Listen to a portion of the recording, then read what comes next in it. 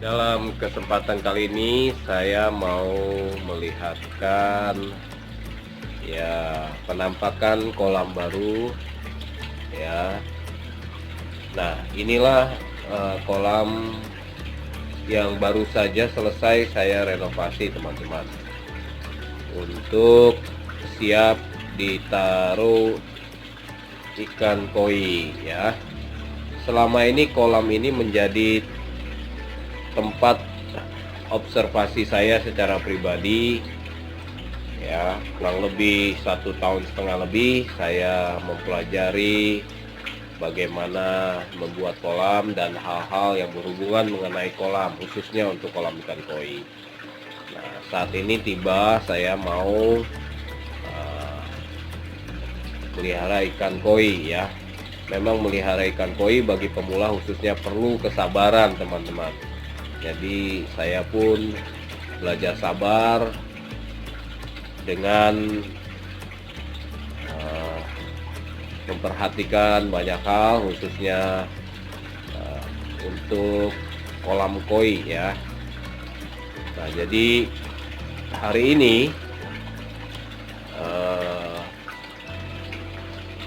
ini adalah persiapan ya. Setelah direnovasi, saya sudah rendam, sudah kuras ya.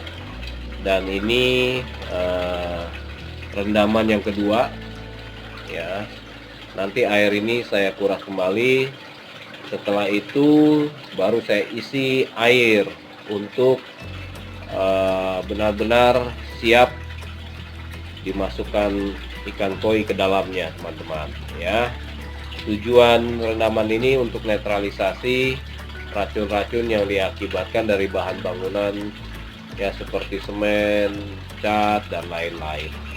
Nah, penambahan di kolam ini tidak banyak, teman-teman. Saya hanya menambah chamber saja karena saya mau maksimalkan chamber yang ini ya. Ya, ini yang awalnya chamber pertama, ini chamber kedua, ini chamber ketiga ya. Jadi saya tambah. Nah, ini chamber yang berbentuk segitiga, teman-teman ya. Di sini nanti saya akan taruh media brush ya. Di sini media mekanik dan di sini media biologis ya. Baru ini chamber keempat menjadi tempat air yang sudah bersih. Ada pompa yang mengalirkan air nanti ke kolam ya, melalui gerojokan. Di chamber 4 ini juga ada lampu UV, teman-teman ya. Lampu UV untuk membantu kejernihan air dari pengaruh alga ya. Nah, perubahannya juga tentu ada di kolam ikannya. Dulu bottom drainnya cuma satu di sana, pojok 4 in ya. Lalu saya rubah taruh di tengah. Rencana saya mau taruh 4 in, tetapi 4 in terlalu tebal, teman-teman, sehingga menjadi kolam menjadi dangkal ya karena ketebalan. Jadi saya mensiasati dengan dua paralon ini yang ukurannya 2,5 in. Jadi bottom drainnya 2 ya, dengan ukuran 2,5 in masing-masing. Dia langsung menuju chamber pertama ini ya. Nah, jadi bottom drain ini fungsinya untuk menyerap kotoran yang ada di bawah ya kolam, yang dihasilkan oleh makanan-makanan sisa atau juga kotoran-kotoran dari ikan itu sendiri. Jadi bentuk dari kolam ikan ini, teman-teman, ini berbentuk seperti lambung perahu ya. Seperti lambung perahu. Begitu juga dari sana ya. Jadi bottom drain ini ada dalam titik yang lebih rendah di dalam kolam ini.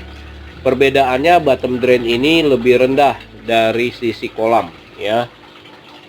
Dari sisi kolam perbedaannya 15 cm ya. Ini titik kolam di bawah ini lebih tinggi 15 cm dari bottom drain ya. Jadi bottom drain ini lebih rendah 15 cm dari dinding, seluruh dinding kolam ini ya, termasuk ini juga ya. Nah, tujuannya saya mau semua kotoran yang ada di kolam ini diharapkan dia benar-benar terserap. Jadi tidak ada kotoran-kotoran yang sisa yang mengakibatkan ada bakteri amonia yang membuat ikan-ikan menjadi sakit. Nah, lalu saya taruh skimmer ini dengan paralon 2 in. Ya, skimmer ini teman-teman tahu fungsinya untuk menyerap kotoran yang ada di permukaan air, ya. Nah, bottom drain 2 ini dan skimmer ini masuk ke kotak chamber. Nah, itu dia. Ini bottom drain 2. Nah, ini skimmer. Nah, lalu teman-teman, saya bikin 3 paralon di sini. Nah, sistem sirkulasi air di tempat ini menggunakan sistem angsa, ya. Jadi air datang dari bawah, dia meluap ke atas, lalu masuk ke 3 paralon ini, teman-teman. Saya sengaja di chamber ini tambah 3, jadi 3 paralon ya tadi. Nah, jadi teman-teman, semua air meluap dari bawah ke atas lalu terserap. Nah, ini dia terserap. Nah, dia masuk ke bawah, ya, ke chamber berikutnya. Nah, itu dia di bawah 3, ya. Nah, ini juga demikian, dia meluap ke atas, nanti setelah melalui media mekanis, ya, dia keluar lalu masuk ke 2 paralon ini untuk dihantar ke chamber berikutnya. Nah, itu di bawah teman-teman lubangnya, ya. Sama juga dia meluap ke atas lalu dia masuk dan masuk kembali ke paralon ini untuk dihantar ke chamber berikutnya. Nah, ini air yang sudah bersih, air yang sudah jernih, ya. Di situ ada pompa dan lampu UV, ya. Nah, itu kira-kira sirkulasi, ya, dari kolam baru yang baru saja selesai saya renovasi, ya. Nah, ini teman-teman, jadi dalam beberapa hari kita sudah siap untuk taruh ikan koi. Nah, setelah saya kuras, ya, saya isi air baru, saya diamkan kurang lebih 1 minggu, ya. Dan ini saya akan isi semua chamber-chamber, ini belum terisi.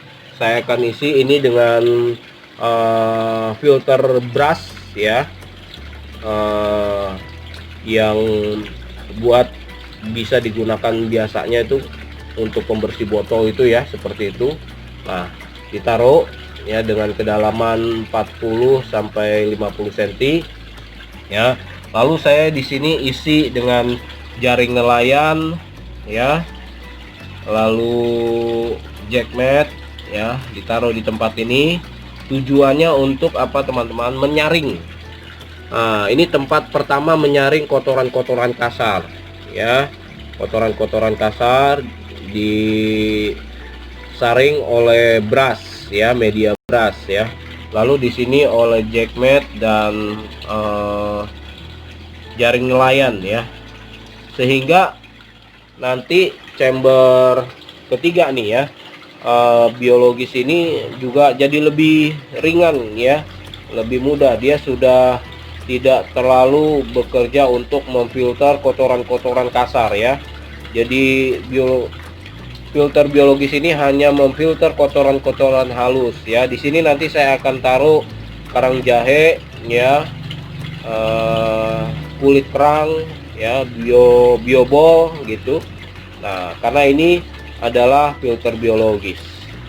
Nah, setelah itu menghasilkan air yang jernih di filter 4 ini, ya, disaring lagi. Dan di sini juga nanti ada lampu UV, ya, yang akan membunuh bakteri alga, ya, yang berlebihan, sehingga yang nanti disalurkan ke kolam utama ini adalah air yang sudah bersih, air yang sehat. Nah, ingat, air yang sehat, air yang bersih, itulah yang dibutuhkan ikan koi. Untuk memelihara ikan koi yang sehat, harus diutamakan air kolam kita sehat dan bersih. Oke, kira-kira ini akan menolong teman-teman untuk segera merealisasikan mimpi, ya.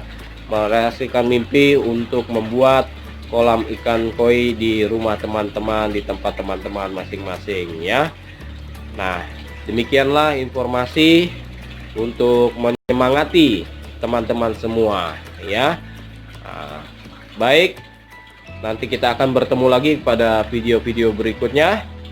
Jangan lupa selalu jaga kesehatan ya.